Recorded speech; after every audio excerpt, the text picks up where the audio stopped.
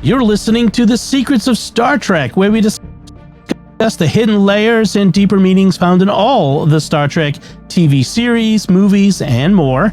And today we're discussing parts 1 and 2 of Prodigy's The Last Flight of the Protostar. I'm Dom Bettinelli, and joining me today on the panel are Jimmy Akin. Hey, Jimmy. Howdy, Dom. And Father Jason Tyler. Hey, Father. Hello.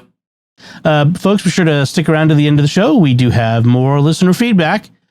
Be sure to share the podcast with your friends. Help us grow this community of listeners. We really do appreciate when you do that. And another show on the StarQuest Network you're sure to enjoy, another group of Star Trek fans, is the Catholics of Oz, who you can find wherever fine podcasts are found or at sqpn.com/Oz. And before we get to our discussion of The Last Flight of the Protostar, as this show releases on September 2nd, apparently, according to Deep Space Nine anyway, the Bell Riots are happening in San Francisco. That's right. In the, what were the past tense parts 1 and 2 of DS9 featured Sisko, Bashir, and Dax being sent back in time to 2024, starting at the very end of August, just before the Bell Riots launched by Gabriel Bell. So apparently Ben Sisko's somewhere in San Francisco right now, starting a riot. Well, the way they've been running San Francisco lately, I can't say I'm too surprised with riots breaking out. Exactly. I know it's a little too close to home. It's kind of a little funny. We don't have actual sanctuary districts, but there are, Sanctuary cities?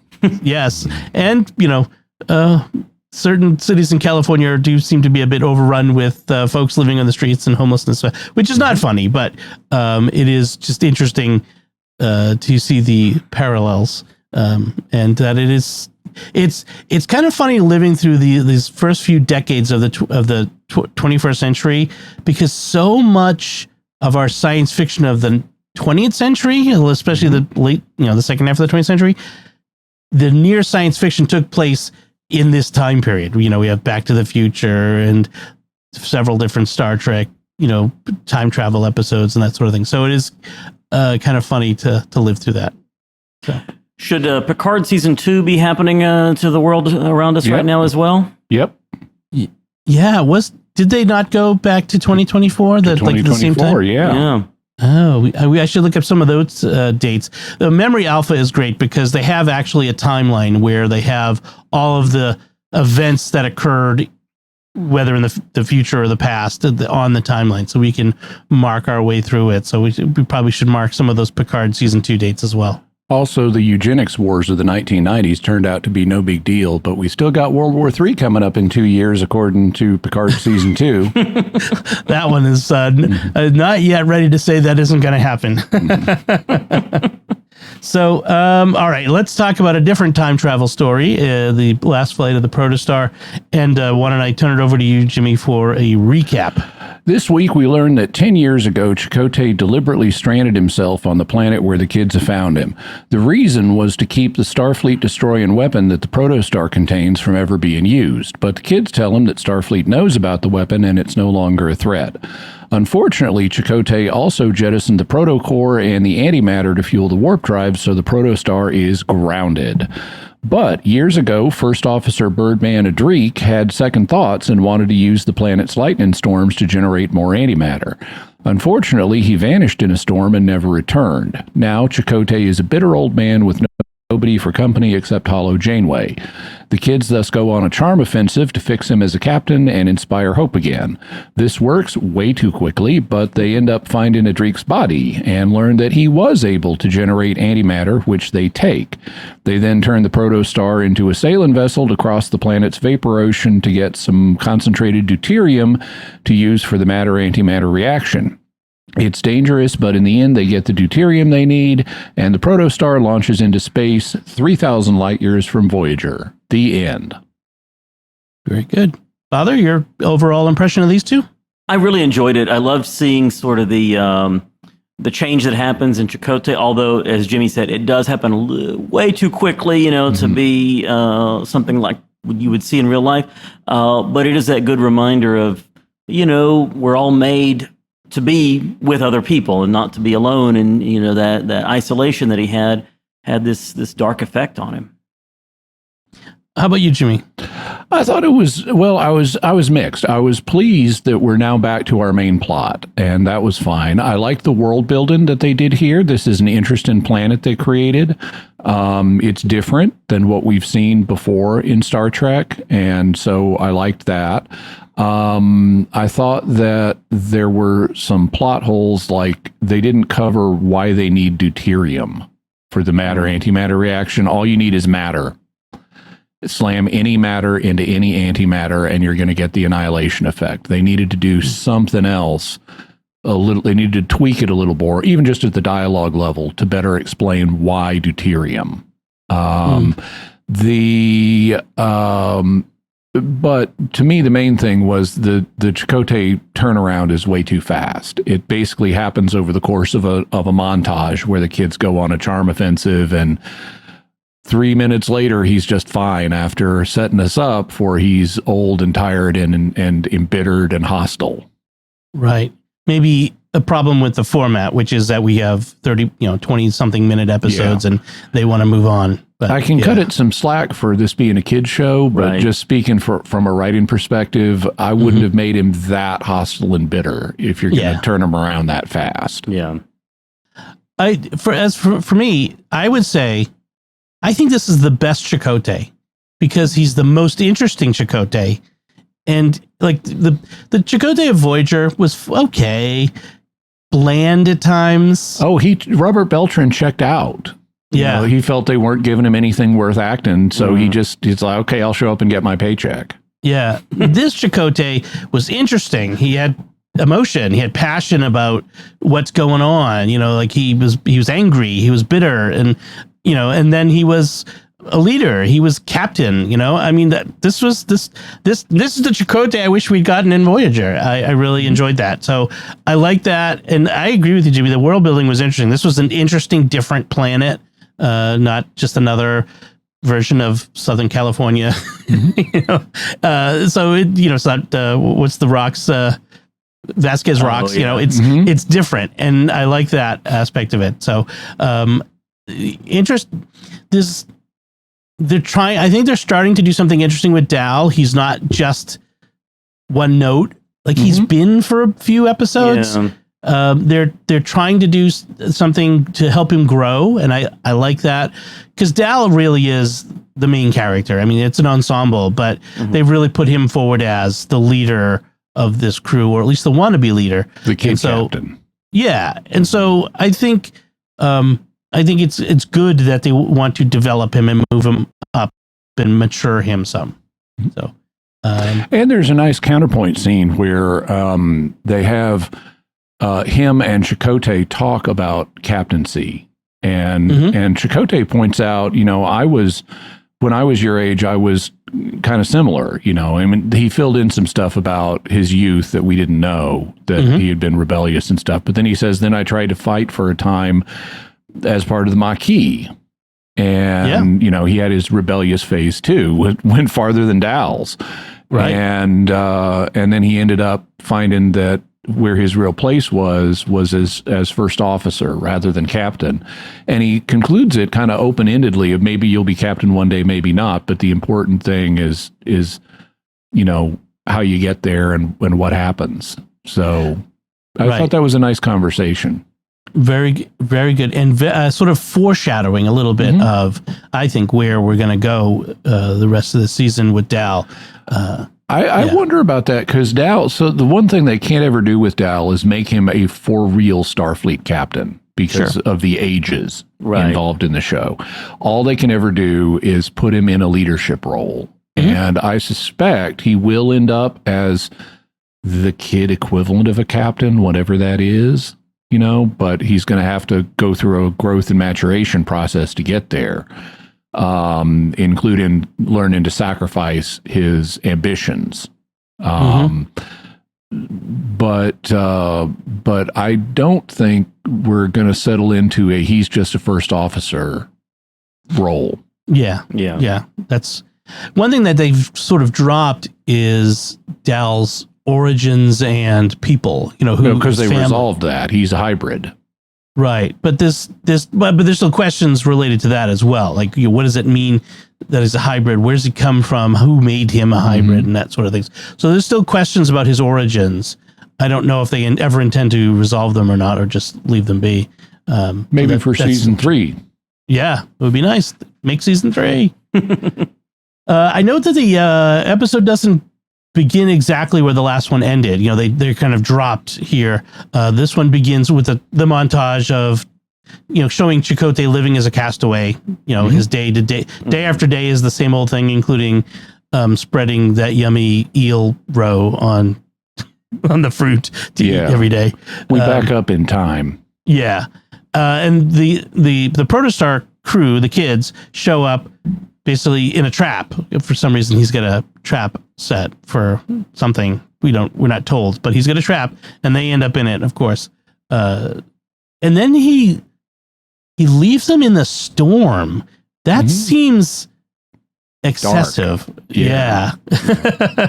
He may be grumpy Starfleet captain who's been alone for 10 years, but gosh, that's like leaving them to perhaps die in a dangerous situation. That storm was pretty violent. I thought that was weird.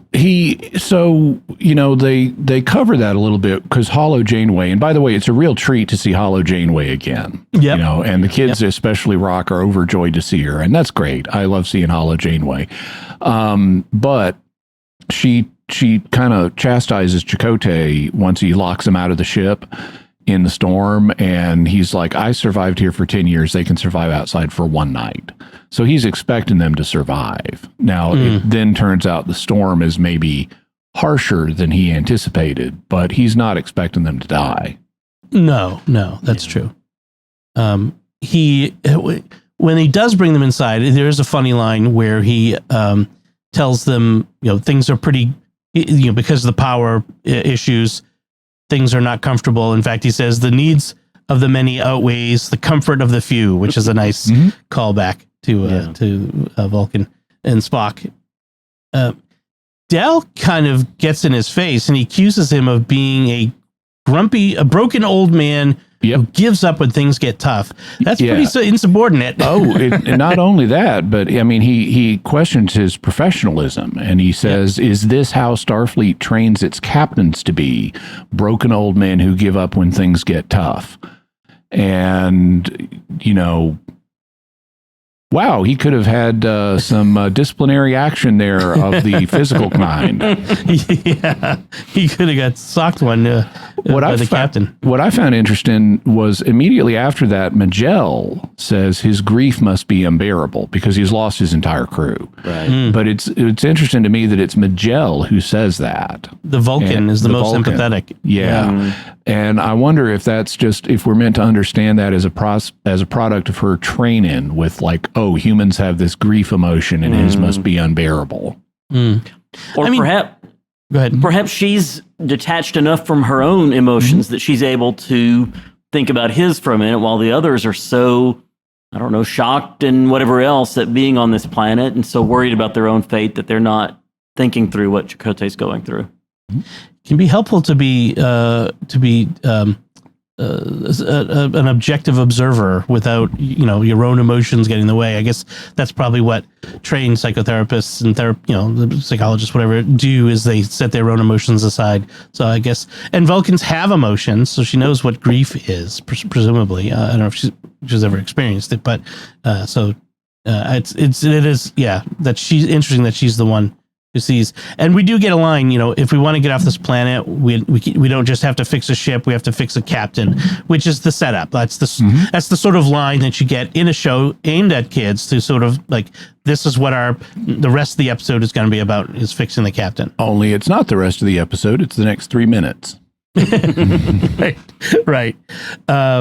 The giant lightning eels were kind of fun. That was interesting, getting chased by those through the tunnels. A little bit of shades of Star Wars Phantom Menace there, where the getting chased in a little vessel by a big eel-like creature. Speaking of dark, finding Adrik's skeleton was kind of a dark turn. I didn't expect that exactly, but And then they do a burial at sea with the skeleton. They put him like a Viking funeral. They put him on a boat and set him off to drift in this vapor sea that covers this. Yep. So the planet apparently has an ocean that's made out of a gas. Right. And they tell us this is a P-class planet. Yep. I didn't really look that up on Memory Alpha to see what P-class planets are supposed to be, but they tell us it's one. Yep. And I thought the material with Adric was very well handled. Apparently, he's just doomed to die in every timeline. But I thought it was effective. I also thought that I thought it was interesting that his skeleton, his skull, has feather ridges. It's not only does he have feathers pointing out of his skin, he's got points on his head to tell us this is Adric. One line that I thought was problematic was at the end, towards the end of the first episode, they're trying to make Adric have had this heroic sacrifice, which he did. He had this idea of we made a mistake jettisoning the antimatter so we can use the lightning storms on this planet, which, by the way, they call ion storms. But that's okay. I mean, lightning is an electrical transaction involving electrons that involves ions. So, yep. Okay, I guess maybe lightning storms can be ion storms. But it's also true that you can make antimatter with lightning. So they've got a sound scientific idea there. And he apparently made some, but just got sucked down into the sand because that happens on this planet and ended up dying. But then Hollow Janeway tells Chakotay he died so that you could live. And that just struck me as kind of odd. Certainly that's not what Adric was trying to do. And Chakotay's life isn't in danger now. So it struck me as kind of a clunker line. I suppose so you could live by getting off the planet but he was living anyway. Yeah. I guess you can give it some kind of non-literal poetic sense, but I think they could have done better with that line. I think they were trying to be pithy with it. Yeah. It was interesting speaking of Janeway, when the kids go off to find Dal because he's missing in the storm, she says, now all we can do is pray for their safe return. Mm-hmm. Yeah. That's an interesting addition to this, that Janeway would, because I don't ever remember Janeway expressing religious feeling, and it doesn't, praying for return doesn't, people, thoughts and prayers sort of thing. It could be more generic as in just as a sort of hope, but I don't know. What do you guys think of that? It leapt out to me too. I had the same line in my notes to bring up. And Janeway had an interesting relationship to religion on Voyager that was frankly inconsistent. Mm-hmm. She, early on, she's all into Chakotay's spirit animal stuff. And I remember we talked about this back when we covered that episode where Voyager gets its spirit gecko or whatever it is. But Chakotay is really out of line. He's evangelizing for this, other religion in a way that I'm pretty sure Starfleet has regulations against, HR violation. Yeah. But then Janeway is also very respectful of religion. That happens, for example, in the Leonardo da Vinci sequences.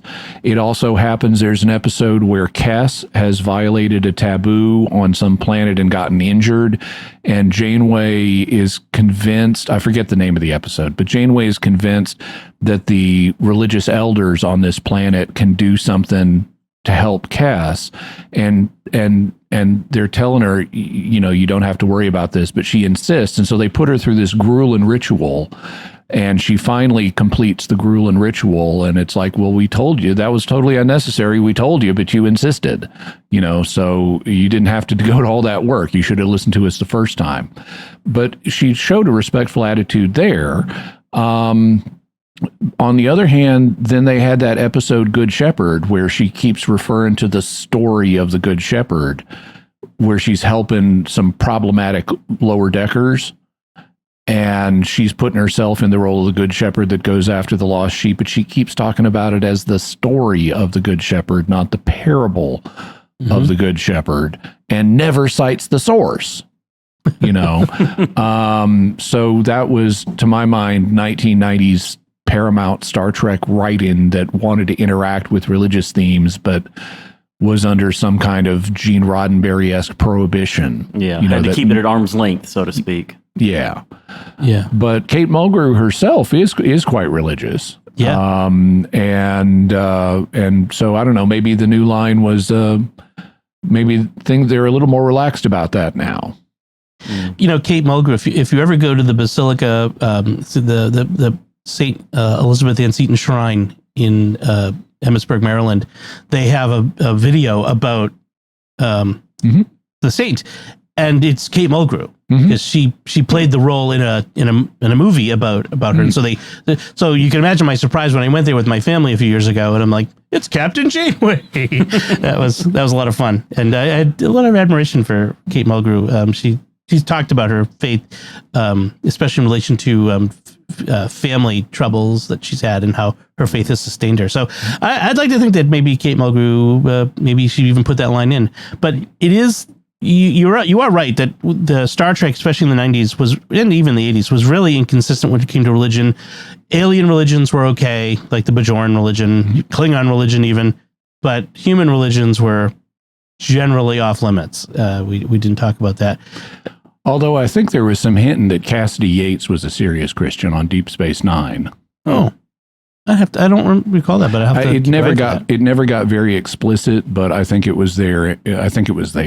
And I contrast it with Babylon 5, which was written by a professed atheist, but was very friendly toward Christianity. There was a religious order, I think Dominicans or Benedictines. Well, they were Dominicans, but they dressed like Benedictines. Okay, it was very confusing, and Judaism, and it was better handling religion. I am not sure that Joe Michael Straczynski, the creator of Babylon 5, I'm not sure that he's still an atheist. I'm not sure that is true now. Yeah.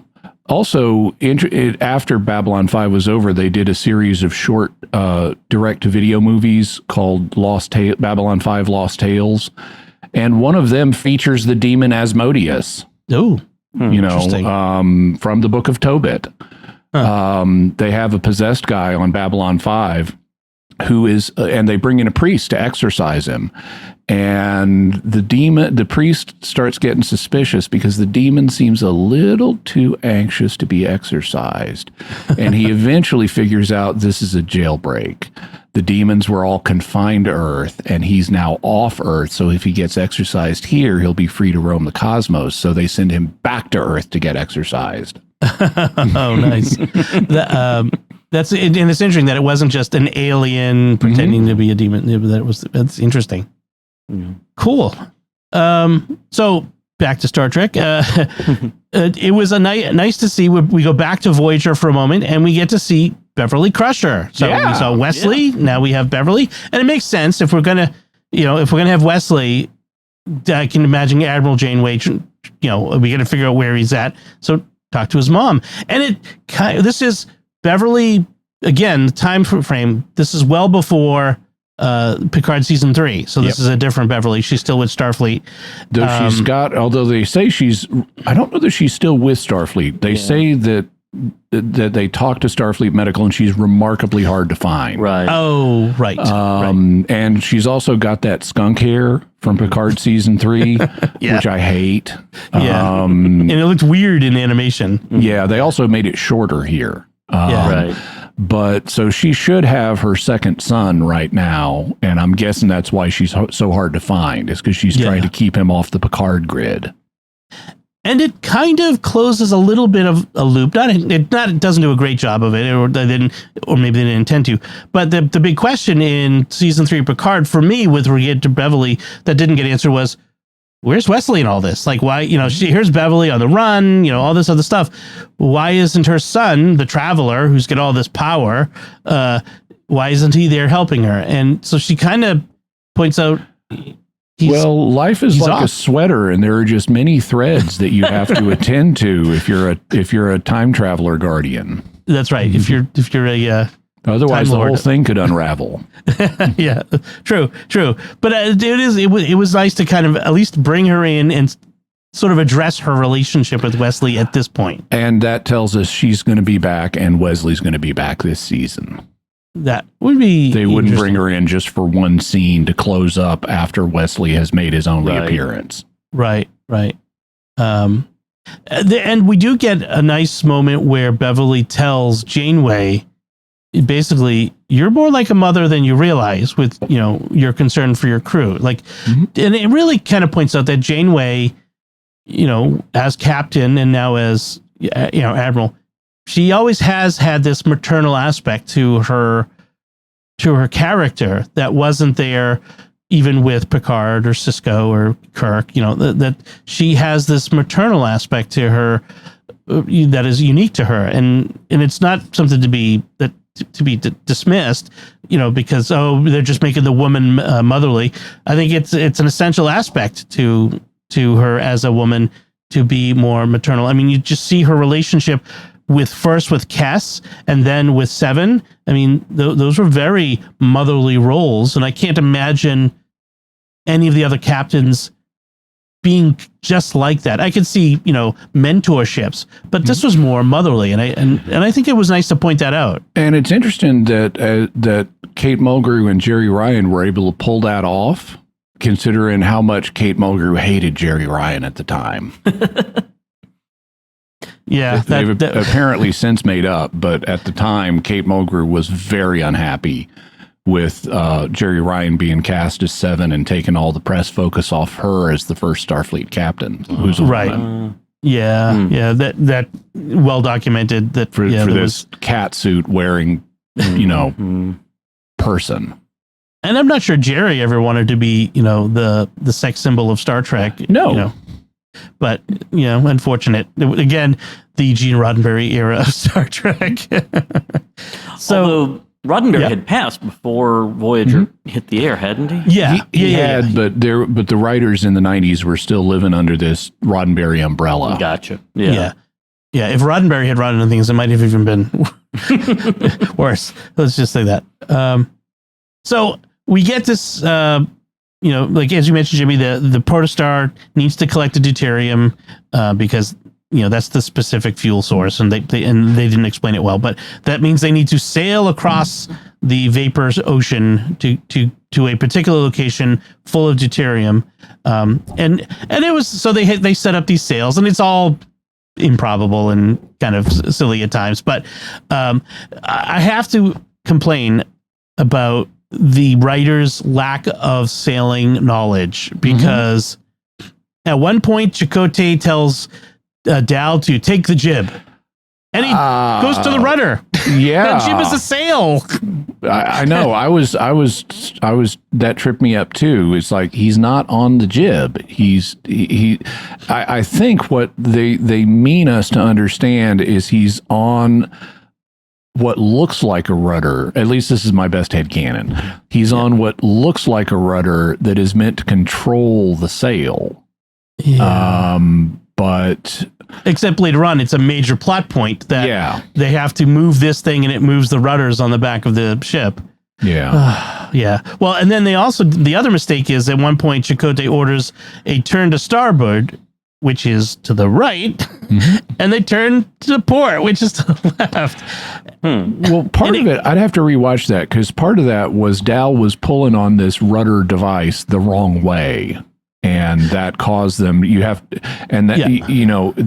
way navigation works, you kind of turn the opposite way of where you want to go, if I understand correctly, and that shifts the sail so that you get blown in the right direction. And he's pulling it the intuitive way, which is the wrong way, and so Chakotay and Gwen have to rush over and tug it the other way. It's been like a week since I watched it, but I think it was more obviously an error than that. But okay. The one thing I was thinking is it could be, it's not that the writers have a problem per se, but the animators, because they have to, the things get written and recorded first, and then the animators have to animate it. And if they didn't understand, their direction in their animation could have been wrong. Like they could have. It could. You'd think that would get handled in the storyboard stage, though. Although, I was reading Joe Michael Straczynski's complete book of script writing years ago, and he talked about how animation is actually a good way to break into Hollywood as a writer, because it's not considered high class, and so it's easier to get jobs doing animation. But these days, a lot, and then that you can use those credits to move up into live action. But he said that, and that's how he did it. He started with like the real Ghostbusters and He-Man and stuff like that. But he talks about how these days a lot of the animation is done overseas, particularly in places like Korea. And the people reading your animation directions may not speak English perfectly. They may not have a native grasp of English. And he knew of a case where an American scriptwriter had written into the script that the characters haul ass. And when they got the animation back, the characters are like grabbing their butts and running.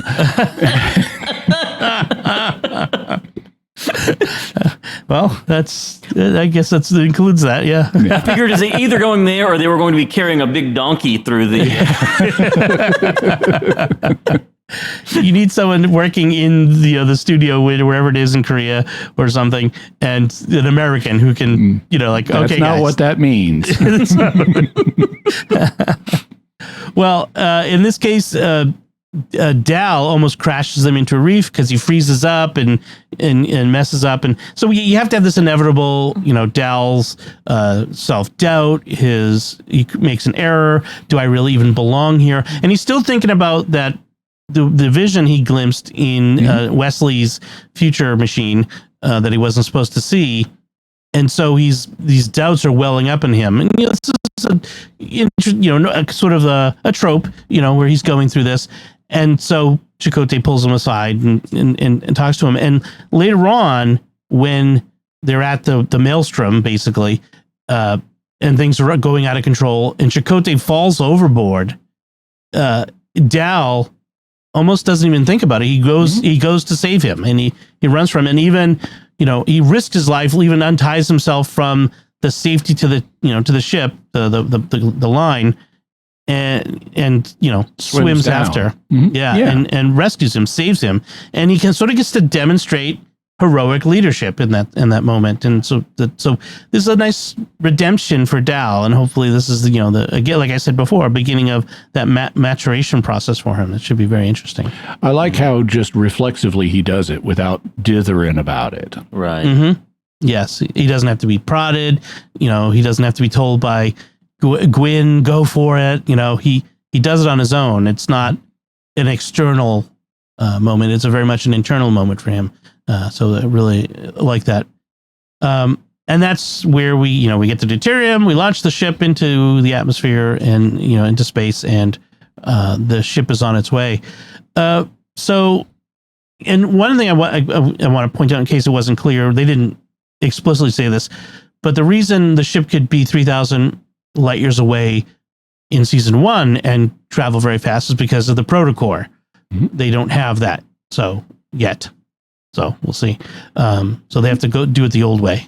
Well, except they say at the end, Dal says, we just rebuilt a ship. Now we just got to build a star, because this proto core is based on a star made of exotic matter.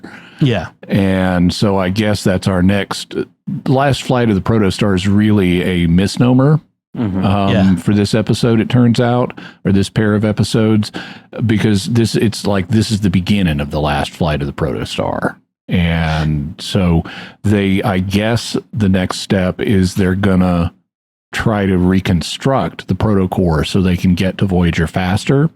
Yep. Although an alternative, once you jettison the protocore and the warp drive, you can't go very far. So or the antimatter for the warp drive. So presumably the protocore is still somewhere nearby. They could just go retrieve it, but it sounds like they're going to build a new one. Yeah, that's true. I wonder. They didn't have to do that in the first season, right? It was still there. It was still there as part of the ship. Yeah. Okay. Right. One more thing I really like with this was a couple of Murph moments where Chakotay says, what's with the blobby guy here? Yeah. Oh, he's security. And then later on, when he saves them all, from falling out of the ship and, with his stretchy arms, security. I get it now. So that was a good moment. I like that. Yeah. So that brings us to the end of the episode. Father, did you have any other notes on this that I didn't cover? Just a couple small things. The reference that Chakotay makes to the HMS Protostar, sort of a callback to the days of sailing ships when the Royal Navy was the big dog in terms of ships, sailing around the world. When they discover Adrik's body, this is the first time Jankum just refers to him as Adrik, not as Birdman, not as, any other bird jokes or whatever, but has the, sort of the proper level of seriousness for having discovered someone's body. And then from the very beginning of part one, when Chakotay was carving those chess pieces, he's there by himself. So is he playing chess against Hollow Janeway? Or is this just himself, something to pass the time? And the fact that he's carving these chess pieces based on, the likenesses of the crew members he's lost, is he in his own mind thinking, these people were just pawns in the whole big scheme of things, and not, their loss was maybe meaningless in terms of, his own state of mind and everything at that point. I suspect he's tortured himself there. Yeah. Because he was their captain. He was the one who moved them around the board in real life, and they all died. Yeah. And by putting them on the board and playing games with them, he's re-killing them over and over to torture himself. Exactly. Yeah. I mean, that's one way, or maybe it's a way of resurrecting them in a sense of putting them back on the board, literally. I think it's a complex emotion. Yeah. It's interesting. Yeah. Jimmy, how about you? I pretty much covered it all, although I also had the line about all aboard the HMS Protostar. Yeah. That was a nice line. As a Gilbert and Sullivan fan, I like that line, and I can whistle all the airs from that infernal nonsense pinafore. Very good. So that's it for our discussion of the last flight of the Protostar.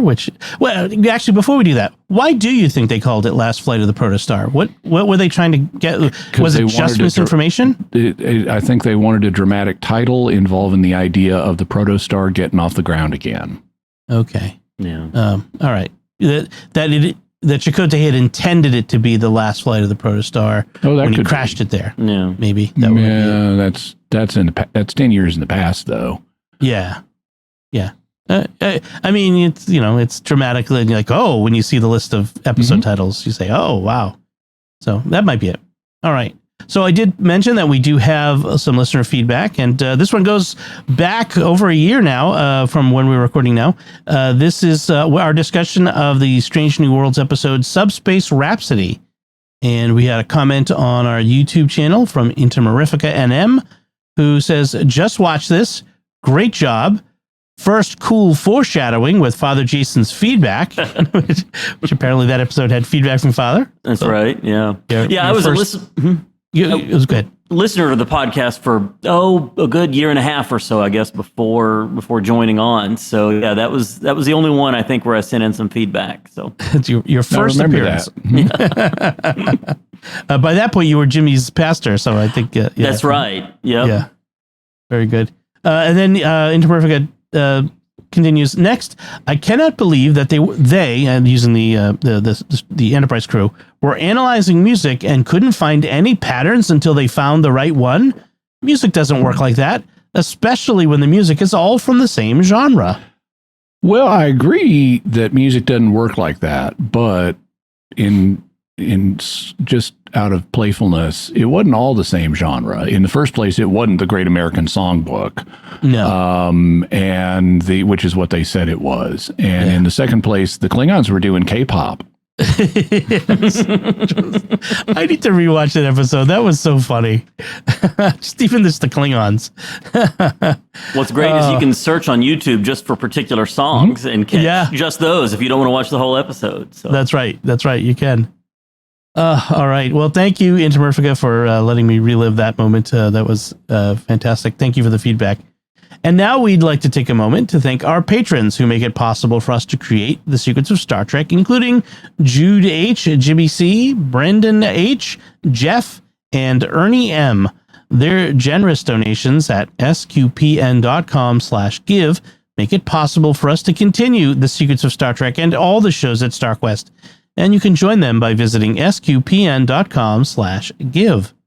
So that's it from us this time. What did you think of the last flight of the Protostar? You can let us know by commenting on the show at sqpn.com/trek, our Facebook page at facebook.com/StarQuestMedia, send an email to trek@sqpn.com, visit the StarQuest Discord community at sqpn.com/discord, and you can watch the Secrets of Star Trek on our YouTube channel at youtube.com/StarQuestMedia and leave a comment there. We'll be back next time when we'll be discussing the next episode of Star Trek Prodigy, A Tribble Called Quest. Until then, Jimmy Akin, thank you for joining me and sharing the Secrets of Star Trek. Thank you, and live long and prosper. And Father Jason Tyler, thank you as well. thanks, Dom. And once again, I'm Dom Bettinelli.